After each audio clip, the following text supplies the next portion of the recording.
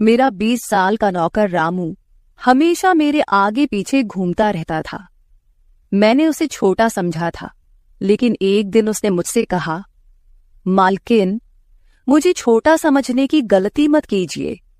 उस रात जब मैंने उसे देखा तो मैं आश्चर्यचकित हो गई थी, क्योंकि उस रात रामू ने 20 साल के लड़के की तरह नहीं, बल्कि 30 साल के आदमी की तरह मेरा। हेलो दोस्तों, आज की इस अनोखी कहानी में आप सभी का स्वागत है। जब से रामू मेरे पास सोने लगा था, तब से मेरे शरीर में बदलाव आने लगे थे।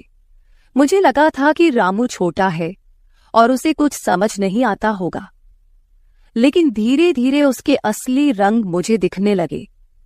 मैंने कभी सोचा भी नहीं था कि 20 साल का लड़का मेरी तरह की 40 साल की महिला को इतना सुख दे सकता है। रामू 20 साल का था। उसे मैं गांव से अपने घर काम के लिए लाई थी। मेरे घर में सिर्फ मैं और मेरा 1 साल का बेटा था। जब मैं काम पर जाती थी तो रामू मेरे बच्चे की देखभाल करता और वह मेरे घर में ही रहता था। मैं बिना शादी के मां बन गई थी। मेरे प्रेमी ने शादी का झांसा देकर मुझसे प्रेम का खेल खेला। जब मैं गर्भवती हो गई तो मैं उसके घर गई और वहां मैंने देखा कि उसकी शादी हो रही थी। उसने मुझसे प्रेम का नाटक किया और किसी और लड़की से शादी कर ली थी। मेरे पेट में पल रहे बच्चे को मारने का मेरा मन नहीं हुआ, और जब मैंने गर्भपात कराने का सोचा, तब तक समय निकल चुका था। मैं 5 महीने की गर्भवती हो चुकी थी।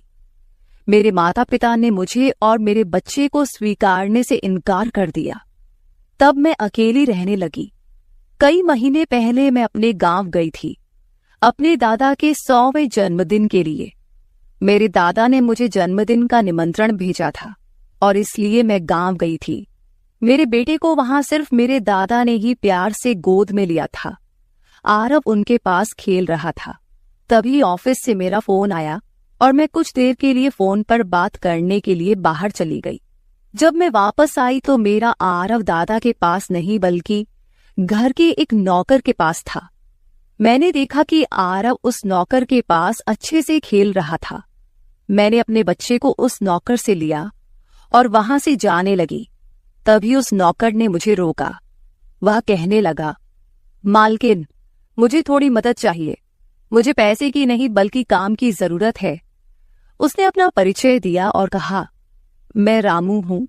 मैं इस घर में गाय भैंस के गौशाले की सफाई का काम करता था, लेकिन अब बड़े साहब गाय भैंस बेचने की बात कर रहे हैं। अगर आपके पास कोई काम हो तो दीजिए। मुझे काम की बहुत जरूरत है। मेरे माता पिता भी मजदूरी करते हैं। मुझे काम की बहुत जरूरत है। तब मैंने कहा, मेरे बच्चे की देखभाल का काम है, लेकिन इसके लिए तुम्हें शहर चलना होगा।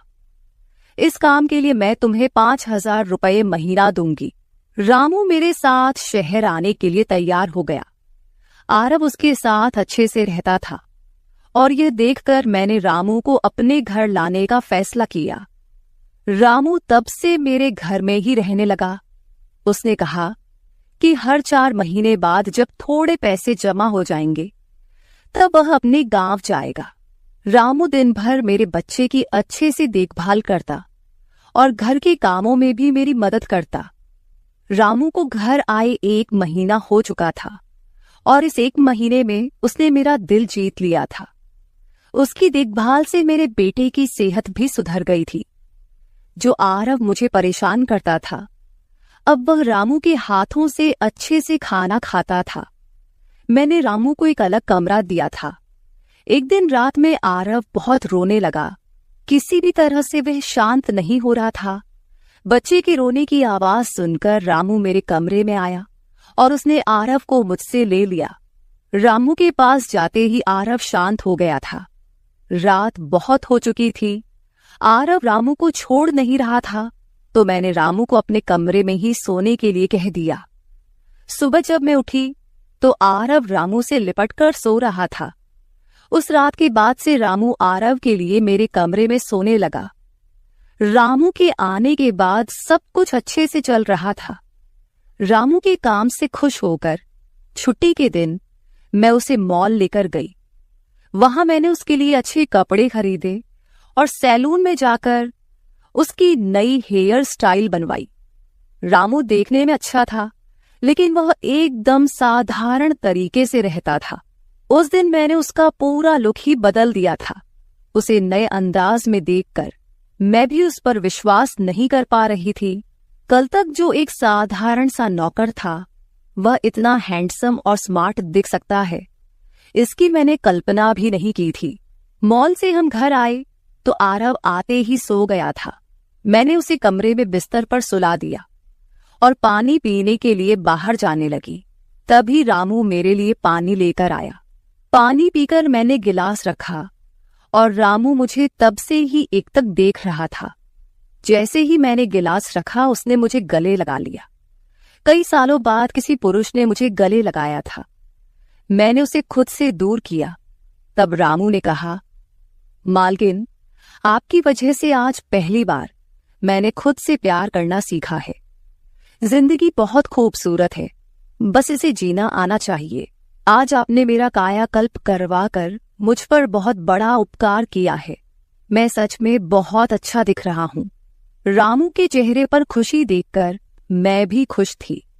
अगले दिन से वह बहुत स्वच्छ और सलीके से रहने लगा था। वह 20 साल का था, लेकिन गांव का लड़का होने के कारण उसकी कद काठी अच्छी थी। वह घर में भी रोजाना कसरत करता था। उसकी लंबाई भी ठीक ठाक थी। मैंने उससे उसकी पढ़ाई के बारे में पूछा था, लेकिन उसने कहा कि अब उसका पढ़ाई से मन उठ गया है। हर सुबह ऑफिस जाने से पहले मैं अपने बच्चे को दुलार कर ऑफिस के लिए निकलती थी। आज जब मैं ऑफिस के लिए निकलने से पहले आरव को चूमने गई, तब वह रामू की गोद में था। अचानक आरव ने अपनी गर्दन घुमाई और मेरे होंठ रामू के गाल पर जा लगे। मुझे बहुत शर्मिंदगी महसूस हुई। मैंने उससे माफी मांगी और ऑफिस के लिए निकल गई। शाम को जब मैं घर आई, तब भी मैं रामू की आंखों में नजर नहीं मिला पा रही थी। रामू ने आरव को खाना खिलाकर सुला दिया था। फिर हम दोनों ने साथ में खाना खाया। खाना खत्म करने के बाद मैं अपने कमरे में गई। वहां मैं अपनी दवाइयां ले रही थी। मुझे माइग्रेन की समस्या थी, उसी की दवा मैं ले रही थी। दवा लेने के बाद भी मेरा सिर बहुत दर्द कर रहा था। मैं अपने कमरे में सिर पकड़कर बैठी हुई थी। कुछ देर बाद रामू कमरे में आया। मुझे इस हाल में देखकर उसने पूछा कि क्या हुआ। जैसे ही उसे पता चला कि मेरा सिर दर्द कर रहा है, उसने मेरे सिर की मालिश शुरू कर दी। रामू की मालिश से मुझे आराम मिल रहा था। धीरे धीरे मुझे गहरी नींद आने लगी। उस रात मुझे बहुत अच्छी नींद आई थी। अगले दिन हमारे ऑफिस में ट्रेडिशनल डे का फंक्शन था और इसके लिए मैंने गुजराती लुक अपनाने का फैसला किया। मैंने घाघरा पहन लिया था, लेकिन स्कर्ट का नॉट बांधने में मुझे दिक्कत हो रही थी। तब मैंने रामू को कमरे में बुलाया और उससे नॉट बांधने को कहा। नॉट बांधते समय उसका हाथ मेरी खुली पीठ पर से गुजर रहा था। मैंने उसे छोटा समझा था, इसलिए मैंने उसे यह काम करने के लिए कहा था। मेरे पास और कोई विकल्प भी नहीं था। तैयार होकर जब मैं जाने लगी तो रामू ने मुझे रोका और अंदर से काजल लेकर आया। उसने मेरे कान के पीछे काजल लगाया और कहा, मालकिन, अब आपको किसी की नजर नहीं लगेगी। आप बहुत सुंदर लग रही हैं। उसकी बात सुनकर मैं हंसी और चलने लगी। उस दिन शाम को जब मैं घर आई तो मेरे साथ मेरी एक सहेली और उसका प्रेमी भी आया। रामू ने आज बहुत अच्छा खाना बनाया था। मेरी सहेली प्रिया 4-5 दिन मेरे घर रुकने वाली थी। अगले 3 दिन उसका प्रेमी भी मेरे घर पर था। अगले दिन रात को रामू ने खाना बनाया और प्रिया और उसके प्रेमी को खाने के लिए बुलाया, लेकिन वे दोनों कमरे में ही ड्रिंक कर रहे थे। प्रिया तो बहुत ज्यादा पी चुकी थी। वह खाना खाए बिना ही सो गई। उसका प्रेमी रोहन हमारे साथ खाना खाने बैठा। उसने कहा, प्राची, तुम प्रिया से भी ज्यादा सुंदर हो। रोहन के बोलते ही रामू उसे गुस्से से देख रहा था। खाना खत्म करने के बाद रोहन अपने कमरे में चला गया। उसके जाते ही रामू मुझसे कहने लगा, मालकिन, आपके ये कैसे दोस्त हैं? मुझे उस आदमी की बात बिल्कुल भी अच्छी नहीं लगी। तब मैंने रामू से कहा, मैं तुझे घर के सदस्य की तरह मानती हूँ। इसका यह मतलब नहीं कि तू मेरे मेहमानों से कुछ भी कहे। तेरा काम है आए हुए मेहमानों की सेवा करना, इसलिए तू सिर्फ वही कर।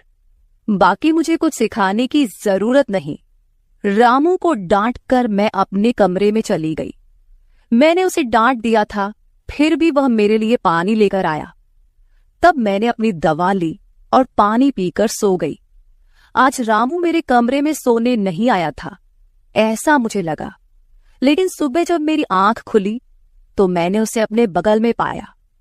सुबह मेरी आंख खुली तो मेरे सामने प्रिया थी। वह बहुत गुस्से में लग रही थी। रामू को मेरे सामने लाया गया। उसके हाथ में प्रिया की ओढ़नी बंधी हुई थी। प्रिया ने कहा, तुम्हारे इस देहाती नौकर ने मेरे प्रेमी का हाथ तोड़ दिया है। रामू बस सिर हिलाता रहा और बोला, मालकिन, मैंने कुछ भी नहीं किया। रात को रोहन साहब नशे में थे, तभी उनका संतुलन बिगड़ गया होगा और वे गिर गए होंगे। रामू भला रोहन साहब पर हाथ क्यों उठाएगा? प्रिया अब भी नशे में लग रही थी, ऐसा मुझे लगा। रामू ने मेरे लिए उन दोनों से माफी मांगी। प्रिया और रोहन तभी वहां से चले गए। रामू मुझसे भी माफी मांगने लगा। मुझे पता था कि उसने कुछ नहीं किया था। आज मैंने छुट्टी ली थी क्योंकि कई दिनों से मैं बहुत व्यस्त थी। आज सोचा कि खुद के लिए थोड़ा समय निकालूं। नाश्ता करने के बाद मैं फिर से 1 घंटे के लिए सो गई। आरव भी मेरे साथ सो गया था। उठने के बाद मुझे 1 कप चाय की जरूरत महसूस हुई। मैं रामू को चाय बनाने के लिए पुकार रही थी, लेकिन उसकी तरफ से कोई जवाब नहीं आ रहा था। उसे ढूंढते ढूंढते मैं उसके कमरे में गई। वहां जाकर देखा कि रामू अभी अभी नहाकर बाथरूम से बाहर आया था। उसने शर्ट नहीं पहनी थी। मैंने पहली बार उसे इस तरह देखा। रामू का शरीर बेहद मजबूत था। उसका शरीर किसी योद्धा की तरह दिख रहा था। मैं उसे टकटकी लगाकर देख रही थी। मुझे उस वक्त कोई होश नहीं था। कई सालों बाद मैं किसी जवान पुरुष को इस तरह बिना कपड़ों के देख रही थी। मैं उसे टकटकी लगाए देख रही थी। तभी रामू ने मुझे आवाज दी। वह मेरे सामने शर्ट पहनकर खड़ा था, फिर भी मैं अपनी सुध-बुध खोए उसे देख रही थी। उसने मेरी आंखों के सामने चुटकी बजाई। तब मैं होश में आई और उससे कहा कि मेरे लिए चाय बना दे।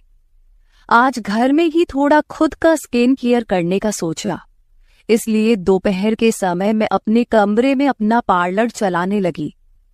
उस समय मैंने शॉर्ट्स और गाउन पहन रखा था और मैं अपने पैरों का वैक्सिंग कर रही थी।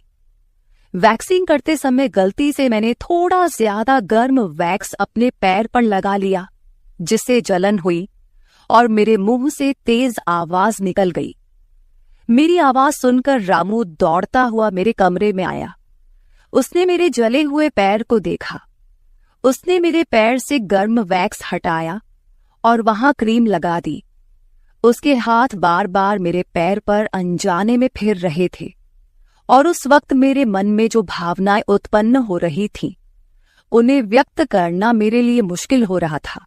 रामू की नजर मुझ पर पड़ते ही मैं दर्द से कराह उठी। मुझे इस हालत में देखकर उसने कहा, बाई साहब, अब आप बस आराम से लेट जाइए। आपको जो भी करना है मुझे बताइए, मैं आपकी मदद कर दूंगा। मैंने उसे मेरे दूसरे पैर का वैक्सिंग करने को कहा। रामू ने जैसा मैंने बताया वैसा ही किया। उसने मेरे चेहरे की मसाज भी कर दी। उसके स्पर्श से मुझे बहुत आराम मिला। आज का छुट्टी का दिन मेरे लिए आरामदायक बीता। रामू में हर गुण भरा हुआ था। वह किसी भी काम में पीछे नहीं था। आज रात मैंने उसे मेरे कमरे में सोने के लिए मना कर दिया। दिन भर मैं घर में नहीं होती, कम से कम रात को तो मुझे मेरे बच्चे के साथ अकेले समय बिताना चाहिए। हर बार रामू का आना मुझे पसंद नहीं था, इसलिए मैंने उसे कमरे में सोने के लिए मना कर दिया। इस तरह दिन बीतने लगे। कुछ दिनों तक रामू के बिना आरव रात को सो नहीं पाता था, लेकिन धीरे धीरे उसने रोना बंद कर दिया। मुझे अपने अंदर कुछ बदलाव महसूस होने लगे थे। सुबह उठते ही मेरा शरीर बहुत दुखने लगता था। अचानक ये सब क्यों हो रहा है, समझ नहीं आ रहा था। कुछ दिनों में मेरी शारीरिक पीड़ा इतनी बढ़ गई कि मुझे बिस्तर से उठने की भी इच्छा नहीं होती थी। तब मैंने ऑफिस से 1 हफ्ते की छुट्टी ले ली। कुछ दिनों आराम किया, शायद थोड़ा ठीक हो जाऊं। अब पूरा वक्त आरव रामू के साथ रहता था। जब उसे भूख लगती तो वह बीच बीच में मेरे पास आ जाता। आज मैं अपनी कमर पकड़कर बैठी थी। रात को रामू पानी लेकर मेरे कमरे में आया। मेरी कमर पर हाथ देखकर उसने समझ लिया कि मुझे बहुत तकलीफ हो रही है। रामू ने कहा, भाई साहब, अगर आपको कोई आपत्ति ना हो तो मैं आपकी कमर की मालिश कर देता हूं। मेरी कमर इतनी दुख रही थी कि मैंने उसकी मालिश के लिए हाँ कर दी, लेकिन उससे पहले मैंने अपने कमरे की लाइट बंद कर दी।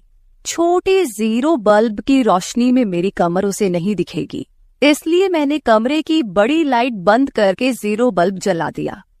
वह जब मालिश कर रहा था, मुझे बहुत आराम मिल रहा था।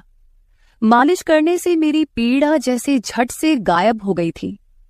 मालिश करते समय रामू ने मुझसे पूछा, भाई साहब, आपको आरव के पिता की कभी याद नहीं आती? आप इतनी सुंदर और जवान होकर भी अभी तक अकेली क्यों हैं? उसके सवाल का मेरे पास कोई सही उत्तर नहीं था। मैंने उससे कहा कि शायद तुम्हारे सवाल का उत्तर मेरे पास नहीं है। उस सवाल पर वहीं विराम लग गया। रामू की मालिश से मुझे अच्छी नींद आ गई थी। अगले 2 दिन बाद वह तारीख थी जब मैंने अपने प्रेमी से मुलाकात की थी। आखिर वह दिन आ ही गया। उस दिन मैंने दिन भर अपने मन को किसी न किसी काम में व्यस्त रखने की कोशिश की, लेकिन रात के अंधेरे में मुझे अपने प्रेमी की बहुत याद आ रही थी। आज वह मेरे साथ नहीं था, लेकिन वह मेरे बच्चे का पिता था। आरव को देखकर मुझे रोज उसकी याद आती थी और आज मैं अपनी भावनाओं को छुपा नहीं पाई। मैं अपने कमरे में जोर जोर से रोने लगी। आरव पास में सो रहा था, इसका भी मुझे ध्यान नहीं रहा। मैंने आज अपनी दवाइयां भी नहीं ली थीं। रामू पानी लेकर मेरे कमरे में आया। मुझे रोते हुए देखकर उसने मुझे पानी पिलाया। जब मैं शांत हुई तो उसने मुझे दवाइयां दी। मेरे रोने की आवाज से आरव हल्का हिलने लगा। वह जाग न जाए, इसलिए रामू मुझे अपने कमरे में ले गया। वहां जाकर मैंने उसे कसकर गले लगा लिया। ऐसा लग रहा था कि मैंने अपना होश खो दिया था।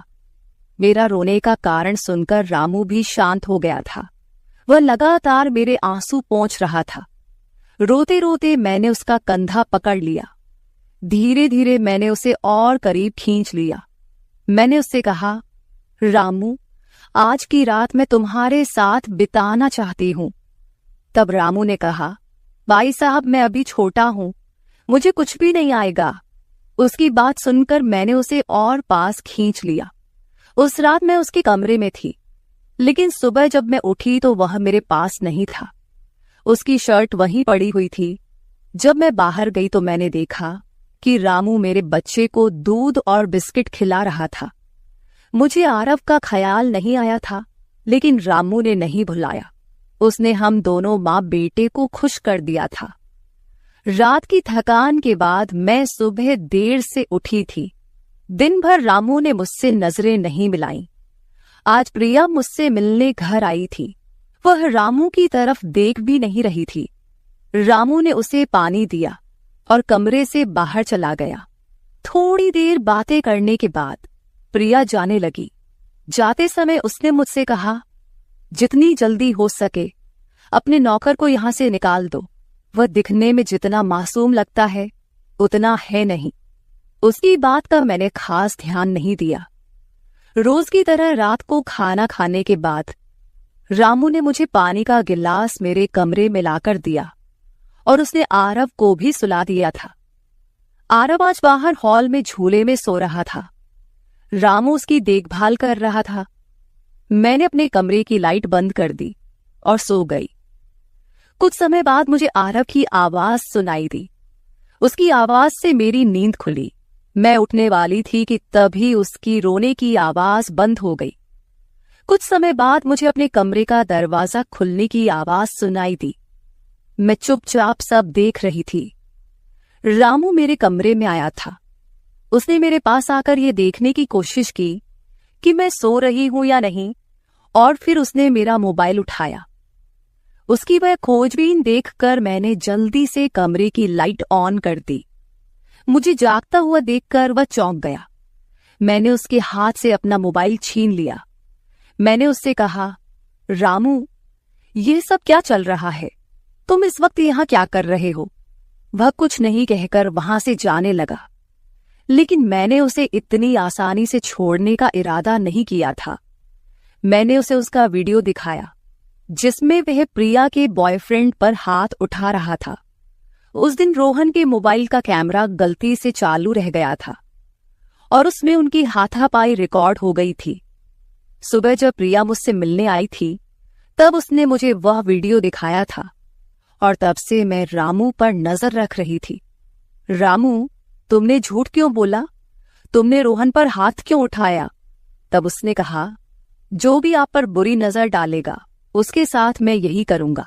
मालकिन, उस रात जब रोहन नशे में था वो आपके कमरे में आया था। वो आपके साथ कुछ गलत करने की कोशिश कर रहा था और इसलिए मैंने उस पर हाथ उठाया। रामू की बात सुनकर मैंने कहा, ठीक है, मैं तुम्हारी बात मानती हूं, लेकिन तुम मुझे नींद की दवा क्यों दे रहे थे? आज मैंने तुम्हें मेरे पानी में दवा मिलाते हुए देखा है। तुम्हारी नजर मुझ पर थी और तुम जो चाहते थे वह मैंने तुम्हें दे दिया है।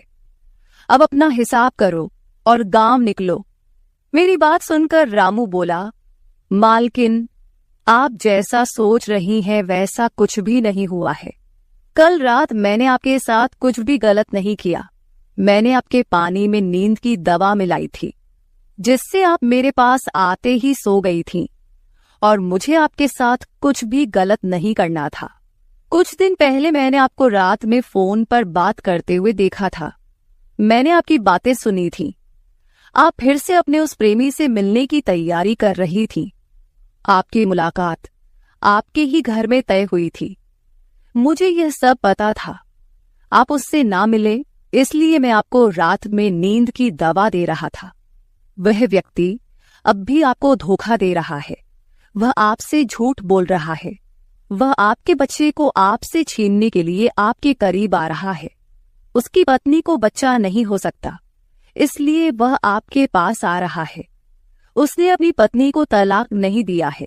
वह आपसे झूठ बोल रहा है। रामू, तुम हो कौन? तुम्हें यह सारी जानकारी कैसे मिली? तब उसने कहा, आपके बाबा साहेब ने मुझे आपका फोटो दिखाया था। मुझे आप पहली नजर में ही अच्छी लगी थी, लेकिन बाबा साहेब ने यह भी कहा था कि आप शादी के खिलाफ हैं। तब मैंने उनके साथ मिलकर यह प्लान बनाया। आपके दिल में अपनी जगह बनाने के लिए मैं यहां आया था, लेकिन यहां आने के बाद मैंने देखा कि बहुत से लोग आप पर बुरी नजर रखते हैं, इसलिए मैंने आपकी सुरक्षा करनी शुरू कर दी। रामू 20 साल का नहीं था। मेरा पहला शक सही निकला। वह 30 साल का था और एक अच्छी नौकरी पर था। उसने मेरे प्यार के लिए इतनी मेहनत की थी। रामू ने मेरे प्रेमी के बारे में जो भी कहा था वह सब सच था। रामू ने मेरे प्रेमी की सारी जानकारी सही निकाली थी। रामू जैसा ईमानदार पति और मेरे बच्चे का पिता मिलना मेरे लिए बहुत बड़ी बात थी। मैं अपने प्रेमी के धोखे के जाल में फंसने से बच गई थी। आज मैं विक्रांत उर्फ रामू के साथ बहुत खुश हूं। वह मुझसे और मेरे बच्चे से बहुत प्यार करता है। मेरे बाबा साहेब की वजह से आज मेरा परिवार शुरू हुआ। मुझे रामू जैसा पति मिला, ये मेरा सौभाग्य था। दोस्तों, जो आपसे सच्चा प्यार करता है वह किसी भी कठिनाई में आपका साथ नहीं छोड़ता। रिश्ते निभाने वाले को किसी वजह की जरूरत नहीं होती और रिश्ते तोड़ने वालों के लिए एक बहाना भी काफी होता है। तो दोस्तों, ये थी हमारी आज की छोटी सी कहानी। आपको ये कहानी कैसी लगी कमेंट करके जरूर बताएं।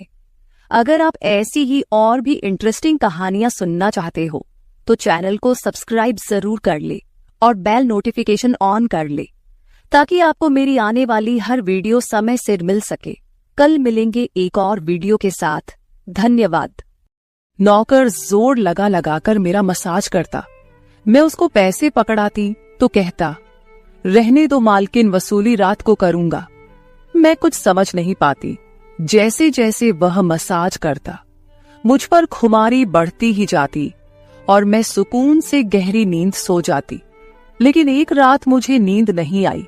मेरे तो होश उड़ गए जब उस रात मसाज करते करते उसने, मेरा नाम दामिनी है, मैं बहुत खूबसूरत थी, इसीलिए शादी से पहले हर दिन मेरे लिए रिश्ता आता था। मैं अपने माँ बाप की इकलौती बेटी थी, इसलिए मेरा बाप चाहता था कि मैं डॉक्टर बनकर उसका नाम रोशन करूं। मगर जब मेरे लिए इतने अच्छे रिश्ते आते थे तो मेरी माँ मुझे कहती कि तुम अपनी पढ़ाई छोड़ दो ताकि मैं तुम्हारी शादी कर दूं। मगर मैं अपनी माँ से कहती थी कि मुझे तो डॉक्टर बनना है। मगर ये सुनकर मेरी माँ को गुस्सा आ जाता था और वह कहती थी कि तुम अभी शादी कर लो, ये डॉक्टर की पढ़ाई बाद में कर लेना। मगर मेरा बाप नहीं मानता था, इसलिए मेरी माँ एक बुजुर्ग बाबा के पास गई और उनसे कहा कि मैं अपनी बेटी की शादी करना चाहती हूँ। मगर उसका बाप नहीं मान रहा। कोई ऐसा ताबीज दो कि उसका बाप शादी के लिए फौरन मान जाए। उस बुजुर्ग ने मेरी माँ से 2000 रुपए लिए और ऐसा ताबीज दिया कि मेरा बाप मेरी शादी के लिए फौरन मान गया। ये रिश्ता दरअसल मेरे बाप के दोस्त ने अपने बेटे के लिए मांगा था और कहा कि आपकी बेटी शादी के बाद भी डॉक्टर बन सकती है। ये सुनकर मेरे बाप ने उससे शादी के लिए फौरन हाँ कह दिया और मैं विदा होकर अपने ससुराल आ गई। मेरे ससुराल वाले बहुत अमीर थे, इसलिए मैं और मेरे पति अलग घर में रहते थे। मेरा पति अपने बाप का बिजनेस संभालता था, इसलिए वह सुबह से शाम तक बिजी रहता था। मैं उसके घर गई तो वहां का ऐशो आराम देखकर मैं चौंक गई। मेरे पति ने मेरी सेवा के लिए कई नौकरानियां रखी हुई थी, मगर उसका एक नौकर धीरे धीरे मेरे करीब आने लगा। उस नौकर ने मुझसे कहा कि मैं यहाँ काफी सालों से काम कर रहा हूँ और आपके ससुराल वाले मुझे बिल्कुल घर के मेंबर की तरह ही समझते हैं। ये सुनकर मैंने भी उसे खास अहमियत देना शुरू कर दी। वह एक दिन मेरे कमरे में आ गया। मैं अभी तक बिस्तर में लेटी हुई थी। उसने मुझे थका थका देखा तो कहने लगा कि आप लेटे रहो, थक गई होगी। अगर आपको एतराज ना हो तो मैं आपके पैर दबा दूं। यह सुनकर मैं चौंक गई। मैं खूबसूरत थी, जवान थी, लेकिन मुझे मेरे पति के अलावा किसी मर्द ने नहीं छुआ था और ना ही मैंने किसी नौकर से कभी अपने पैर दबवाए थे। इसलिए मैंने फौरन मना कर दिया, क्योंकि मुझे अच्छा नहीं लगता कि कोई पराया मुझे छुए। यह सुनकर वह चुप हो गया और मेरे कमरे से चला गया। तभी मुझे एहसास हुआ कि मैंने उसकी बात का जवाब बहुत सख्ती से दिया था। शायद वह पहले भी मेरे ससुराल में ऐसे काम करता होगा, मगर मैंने साफ इनकार करके उसका दिल तोड़ दिया था। दरअसल मैं बहुत नरम दिल थी, इसलिए मुझे बाद में अफसोस होने लगा। मैं उसके बारे में सोचने लगी कि यह नौकर तो काफी जवान और खूबसूरत है, मुझे इससे पैर नहीं दबवाना चाहिए था। शायद मेरे पति को यह बात अच्छी न लगे। अगले दिन भी ऐसा हुआ। नौकर ने यही बात मुझे दोबारा कहा। मैं उस दिन बहुत थकी हुई थी, इसलिए मैंने अपने पैर बिस्तर से नीचे कर लिए और उससे कहा कि तुम मेरे पैर दबा दो। ये सुनकर वह खुश हो गया और उसने मेरे पैर दबाने शुरू कर दिए। वह इतने धीरे धीरे पैर दबा रहा था कि मुझे फिर से नींद आने लगी। ये देखकर वह नौकर कहने लगा, मालकिन, आपको नींद आ रही है, आप बिस्तर पर लेट जाओ, मैं आपके पैर दबाता रहूंगा। मैं जैसे मदहोशी में थी, इसलिए फौरन बिस्तर पर लेट गई। वह नौकर बिस्तर पर आ गया और मेरे पैर दबाने लगा। उसके बाद मुझे होश नहीं रहा और मैं सो गई। मुझे नहीं पता था कि मैं कितने घंटे सोती रही। मेरी आंख खुली तो मैंने देखा कि वह नौकर अभी तक मेरे पैर दबा रहा था। ये देखकर मुझे उस पर तरस आ गया और मैंने हाथ बढ़ाकर अपना पर्स खोली और कुछ नोट निकाले और उस नौकर के हाथ में रख दिए। ये देखकर वह शर्माने लगा। मालकिन, आप मुझे पैसे देकर शर्मिंदा कर रही है। मेरी सैलरी अच्छी है, मुझे इन पैसों की जरूरत नहीं है। ये सुनकर मैंने उससे कहा कि यह पैसे तुम्हारी मेहनत के हैं। ये सुनकर उस नौकर ने मुझसे वह पैसे लिए और मेरे कमरे से निकल गया। मेरा पति रात को देर से आता था, इसलिए मैंने शाम को फिर उस नौकर को अपने कमरे में बुलाया और उसे कहा कि तुम्हारी मालिश से मुझे बहुत अच्छी नींद आती है, इसलिए जब तक मेरा पति घर नहीं आ जाता तब तक तुम मेरे कमरे में ही रहना। शायद नौकर को पैसे का लालच आ गया था, इसलिए वह मेरी बात सुनकर खुश हो गया और कहने लगा, मैं तो आपका मामूली सा नौकर हूँ, जैसा आप कहोगे मैं वैसा ही करूंगा। आपके पैर दबाता रहूंगा ताकि आपकी थकान उतर जाए और आपको सुकून मिले। ये सुनकर मैंने उससे कहा कि तुम्हारे हाथों में जादू है, इसलिए तो मेरी सारी थकावट उतर जाती है। एक दिन नौकर ने मुझसे कहा कि आपकी सास भी कभी कभी मुझसे मसाज करवा लेती थी। ये सुनकर मैं चौंक गई। मुझे मेरी सास ऐसी नहीं लगती थी, मगर वह नौकर झूठ बोलने वाला नहीं लगता था। मुझे ससुराल आए 1 महीना होने वाला था, इसलिए मैंने नौकरों को परख लिया था। वह मुझे हर बात सच ही कहता था। मेरे घर में नौकरानियां भी काम करती थी, मगर वह झूठी और बेईमान थी। वह मुझसे जो बात सुन लेती थी उसे पूरे मोहल्ले में मशहूर कर देती थी, इसलिए मैं उन्हें अपने कमरे में नहीं आने देती। ये नौकर इस घर का पुराना नौकर था, इसलिए मैं उस पर भरोसा करती थी। नौकर भी मेरे कमरे में आता था, मगर अपनी नजरें झुकाकर रखता था। वह मेरे जिस्म को हाथ लगाता, मगर उसकी नीयत खराब न थी। ऐसा हर रात होता था। एक दिन मैंने अपने पति से कहा कि जब से हमारी शादी हुई है हम कहीं घूमने फिरने नहीं गए। ये सुनकर मेरे पति ने कहा कि जब से हमारी शादी हुई है तुम भी तो हर वक्त नींद में रहती हो। मैं रात को घर आता हूँ तो तुम गहरी नींद में होती हो। दिन को मेरे पास वक्त नहीं होता और रात को मेरे घर आने से पहले तुम सो जाती हो। ये सुनकर मैं अपने दिल में सोचने लगी कि यह सब नौकर की मालिश की वजह से हो रहा था। मेरे पति की शिकायत सही थी। मुझे रोज रात को अपने पति के लिए जागना चाहिए था। उस दिन मैंने फैसला किया कि आज रात जब नौकर मुझे मालिश के लिए कहेगा तो मैं इनकार करूंगी, ताकि मुझे नींद ना आए और मैं अपने पति के आने तक जागती रहूं। शाम हुई तो मैंने नहाकर खुद को खूब तैयार किया और दुल्हन बनकर बिस्तर पर बैठ गई। नौकर मेरे कमरे में आया तो उसने मुझे मालिश के लिए पूछा, मगर मैंने साफ इनकार कर दिया। मेरी बात सुनकर वह कुछ उदास हो गया और वापस चला गया। कुछ देर बाद नौकर मेरे कमरे में आया तो उसके हाथ में दूध का गिलास था। मैंने खाना नहीं खाया था, इसलिए फौरन दूध पी ली और अपने पति का इंतजार करने लगी, मगर मुझे नींद आ गई और मैं सो गई। सुबह में जागी तो नौकर फौरन मेरे कमरे में आया और कहने लगा, मालकिन आपके लिए नाश्ता लेकर आऊं। ये सुनकर मैंने अपने पति के बिस्तर की तरफ देखा, वह खाली था। ये देखकर नौकर कहने लगा, मालिक को जरूरी काम था, वह नाश्ता करके चले गए। ये सुनकर मेरा मूड खराब हो गया। मैं रात भर उसका इंतजार करती रही, मगर वह सुबह होते ही ऑफिस चला गया। मैंने नौकर से कहा कि मेरे लिए चाय ले आओ। नौकर कमरे से बाहर निकल गया। तभी मैंने अपने जिस्म की तरफ देखा तो चौंक गई। रात को मैंने दुल्हन का कपड़ा पहना हुआ था, मगर अब मेरे जिस्म पर कोई और कपड़े थे। मगर मैंने अभी जेवरात पहने हुए थे। मेरा सर भारी होने लगा। मुझे ये सोचकर चक्कर आने लगे कि रात को मेरे साथ क्या हुआ था और मेरे कमरे में कौन था और उसने मेरे साथ क्या किया था, मगर मुझे कुछ याद ना आया। मेरा दिल घबराने लगा और मैंने अपना सर पकड़ लिया।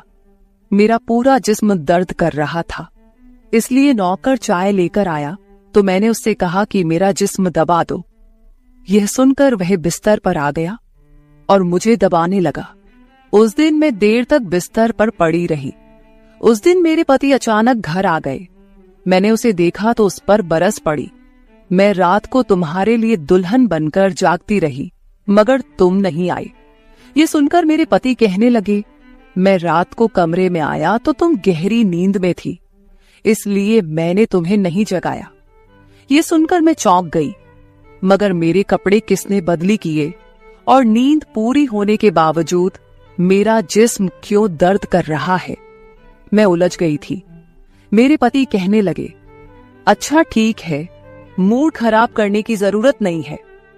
मुझे आज रात एक काम के सिलसिले में बाहर जाना है, इसलिए देर हो जाएगी, मगर अभी मेरे पास 3-4 घंटा फ्री है।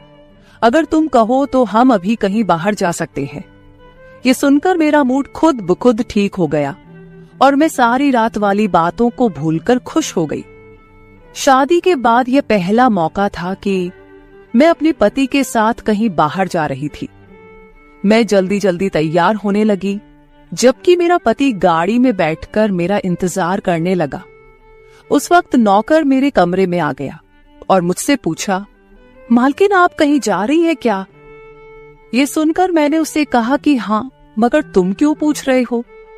ये सुनकर नौकर कहने लगा, मैं आपका नौकर हूं, मगर आपको यही सलाह दूंगा कि आप बाहर नहीं जाओ, क्योंकि आपका जिस्म थक जाएगा।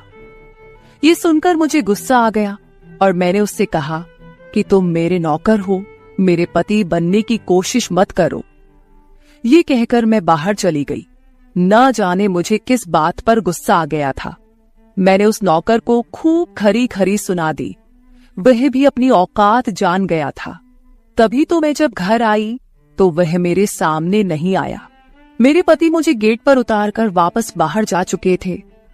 जबकि मैं अंदर आई तो मेरा सारा जिस्म बुरी तरह दुख रहा था। शायद मेरे जिस्म को मालिश की आदत हो गई थी। तभी तो रात होते ही वह मालिश के लिए तड़पने लगता था, लेकिन मैंने उस नौकर को नाराज कर दिया था, इसलिए आज वह मेरी मालिश करने नहीं आया।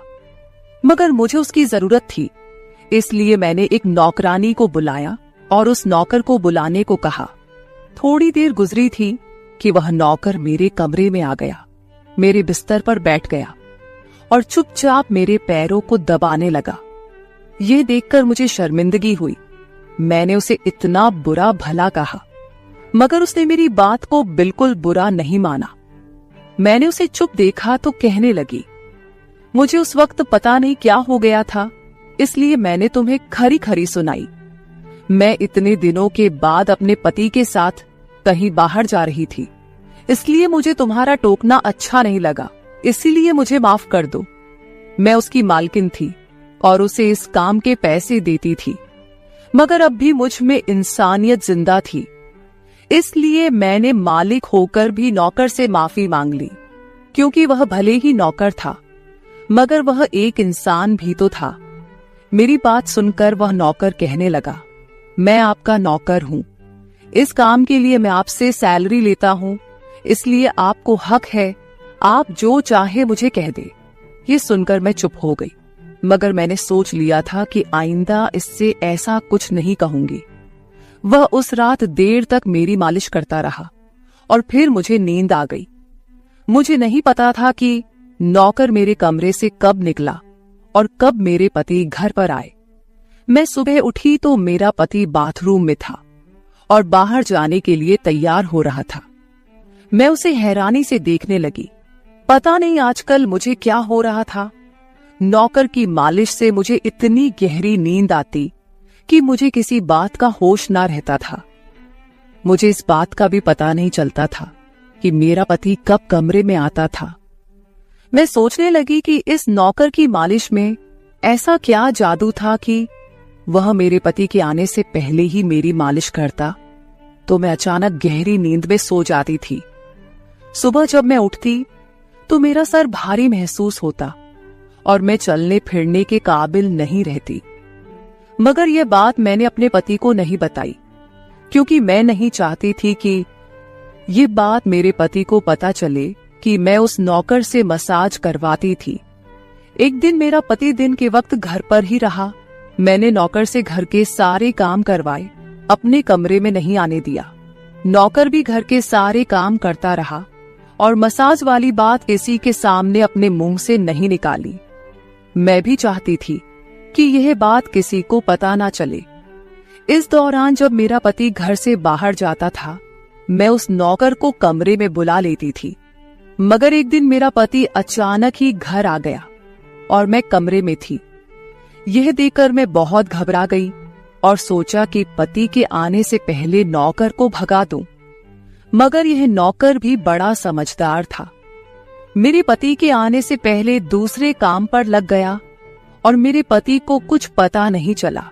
मैं मसाज घर की नौकरानियों से भी करवा सकती थी, मगर उस नौकर के हाथ में क्या जादू था कि मैं उसे हर रोज अपने कमरे में बुला लेती थी।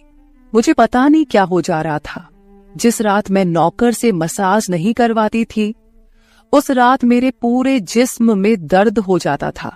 सुबह में जागती तो मेरा सर भारी हो जाता था और मुझे थकान भी हो जाती थी। एक रात मैंने नौकर से मालिश करवाई और गहरी नींद सो गई। सुबह मेरी आंख खुली तो फिर से मेरे कपड़े चेंज हो चुके थे। ये क्या माजरा था? ऐसा कौन करता था? क्या मेरा पति मेरे साथ ऐसा कर रहा था? मैं सोच में पड़ गई। मैंने शीशे के सामने जाकर देखा तो चौंक गई। मेरे पूरे जिस्म पर लाल निशान पड़ गए थे। यह कैसे निशान थे? मैं अपने जिस्म पर हाथ फेरने लगी। मैं जैसे उस निशान को मिटाना चाहती थी, मगर ऐसा न हुआ। अगले दिन फिर मैंने अपने जिस्म को देखा कि निशान खत्म होने के बजाय फैलने लगे थे। मैं घबरा गई। तभी मेरे कमरे में नौकर आ गया और उसने मुझे मालिश को कहा। मैं उस निशान को छुपाना चाहती थी, इसलिए उसे कहा कि आज तुम सिर्फ मेरे पैर दबा दो। उसने मुझसे कुछ नहीं पूछा, मगर मैं अंदर ही अंदर डर रही थी। किसी दिन मेरे पति ने यह निशान देख लिए तो मैं उसे क्या जवाब दूंगी। मैं ये सोच सोचकर थक चुकी थी, इसलिए मैंने तकिए पर पैर रख दिए। नौकर मेरा मसाज करने लगा। मेरी आंखें नींद से बंद होने लगी थी। तभी मुझे नौकर ने ऐसी बात कह दी जिसे सुनकर मेरे होश उड़ गए। उसने मुझसे कहा, मालकिन आप मुझे बहुत अच्छी लगती हो। मेरी आंखें बहुत बोझल होने लगी थी। मुझे उसकी बात समझ नहीं आई और फिर मैं गहरी नींद सो गई। सुबह मेरी आंख खुली तो मेरा पति भी बिस्तर में लेटा हुआ था।